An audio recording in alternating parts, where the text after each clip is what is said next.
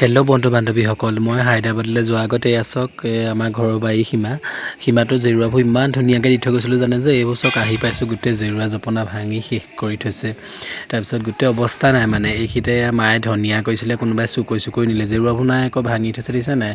তাকে মই চাইছোঁ হায়দৰাবাদৰ পৰা আহি এয়া চক ধনিয়া একদম ছিঙি নি মায়ে উপায় নাপায়, মই যিহেতু ঘৰত নাছিলোঁ চাদৰকে বান্ধি দিছে মানে উৎপাতত ছাগলী সোমাই গৰু পোৱালি সোমাই যায়, জেৰুৱাবোৰ কোনোবাই চুকনিলে চব গোটেই জেৰুৱা জপনা সেইখিনিহে লাগি আছে মানে মই দেখাম চুই পিনি চাব গাঁঠি চাঠি নাই ভাঙি গুৰিয়াই মানে শেষ কৰি থৈছে। তেতিয়া মই মানে এইখিনি যেতিয়া কৰোঁতে মই আমাৰ ওচৰৰ মানুহখিনিক কৈছিলোঁ, তোমালোকৰ জেৰুৱাবিলাক যে যেনেকৈ দিছা তেনেকৈ ফিট হৈ থাকে আৰু আমাৰ জেৰুৱাবিলাক যে সোমাই মেলি ভাগি মেলি অৱস্থা নাইকিয়া হৈ থাকে, তাৰমানে কিনো তাৰমানে আমাৰ জেৰুৱাবিলাকৰ কোনো ভেলু নাই নে কিনো।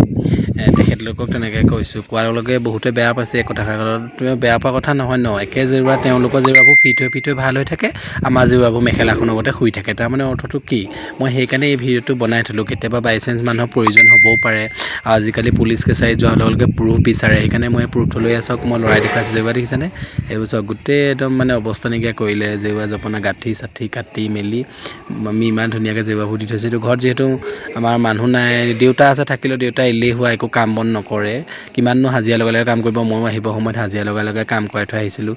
তাৰ মাজতে এইবোৰ জেৰুৱাবোৰ সেইকাৰণে মই ভিডিঅ' কৰি থ'লোঁ, মানে অশান্তিতে ভিডিঅ' কৰিছোঁ। মানে কিয় এনেকুৱা হয়, লোকৰ জেৰুৱাবোৰ যে ফিট হৈ থাকে, আমাৰ জেৰুৱাবোৰ ইমান ধুনীয়াকৈ ফিট হৈ নাথাকে, চব ভাঙি চিঙি পৰি মেলি আছে মানে এইবিলাক চব। মই সেইকাৰণে জুম কৰি দেখাইছোঁ বান্দৰীটো।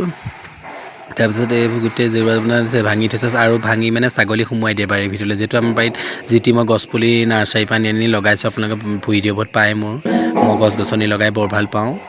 কলপুলি লগাওঁ, যি টি পুলি যি পাওঁ তাকে মানে বাৰীত লগাই থওঁ, যিহেতু পৃথিৱীয়ে ভাৰ বৈ থাকিব, আমি ভাৰ ব'ব নালাগে। আজি আমাৰ দেউতাই নোৰুলে কাৰণে আমি একো খাবলৈ নাপালোঁ, বাৰী ঘৰত নিজে কৰি লওঁতে হৈছে, এতিয়া কৰি থৈছোঁ সময়ত খাবলৈ পাম। তাকে চক জেৰুৱা জপনা গতি দেখি বৰ বেয়া লাগিলে মনটো, উপায় নাপায় সেইকাৰণে ভিডিঅ' কৰি থ'লোঁ। কেতিয়াবা সময়ত বোলো কামত দিব, যদি পুলিচ মকদ্দমালৈ যাব লগাও হয়। সেইকাৰণে আজিকালি চব ক্ষেত্ৰত প্ৰুফ বিচাৰে ন, সেইকাৰণে মই প্ৰুফ হিচাপে ভিডিঅ'টো ৰাখিলোঁ। তাৰপিছত সেয়াৰ কাৰণে বোলো ৰাইজকো অকণমান দেখাই দিওঁ, ভিডিঅ'টো কৰি থৈছোঁ এয়া। তাৰপিছত সেইকাৰণে ভিডিঅ' কৰি থৈছোঁ, আপোনালোককো দেখাবলৈ ল'লোঁ। কেনেকুৱা কৰি থৈছে চক, এয়া জেৰুৱা জপনা নাই। জেৰুৱা জপনা মানে কি কয় মানে চুৰ কৰি লৈ যায়, ভাত শাকো বনাই খায় মানে।